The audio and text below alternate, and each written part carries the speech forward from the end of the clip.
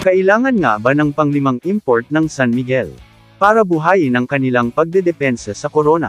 Nalalagay nga ngayon ang SMB sa alanganin dahil nasa lower standing sila at patuloy pa rin ang kamalasan nila sa import.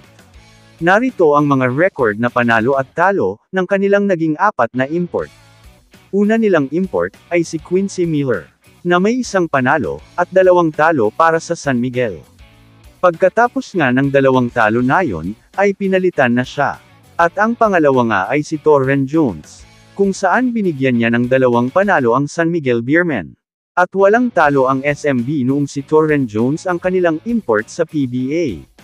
Natalo lang si Torren Jones sa EASL. Pero pagkatapos ng talo ng SMB sa EASL, ay pinalitan din si Torren Jones.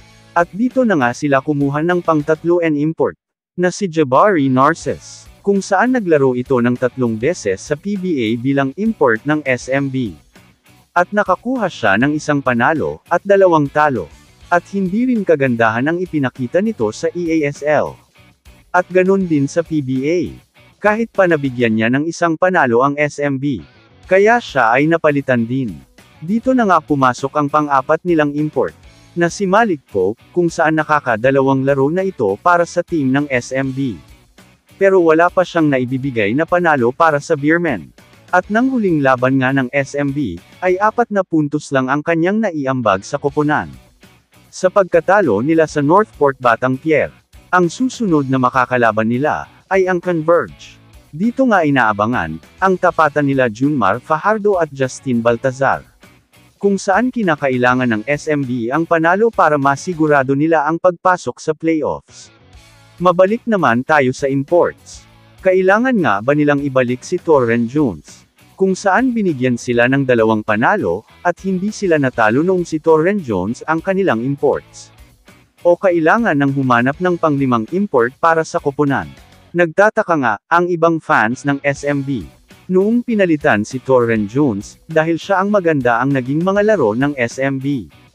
Hindi nga alam ng ibang fans kung ano, at sino ang problema sa SMB.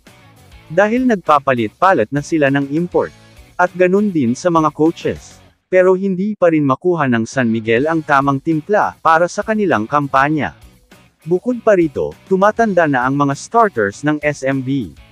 May mga nagsasabi nga, na wala na ang dating malakas na SMB. Kung saan pinaghaharian nila ang PBA. Kamusta mga idol? Sports Zone PH, para sa sports news and update. Kung bago ka pa lamang dito sa channel ko, pindutin mo na ang subscribe button at notification bell, para lagi kang update sa mga sports news.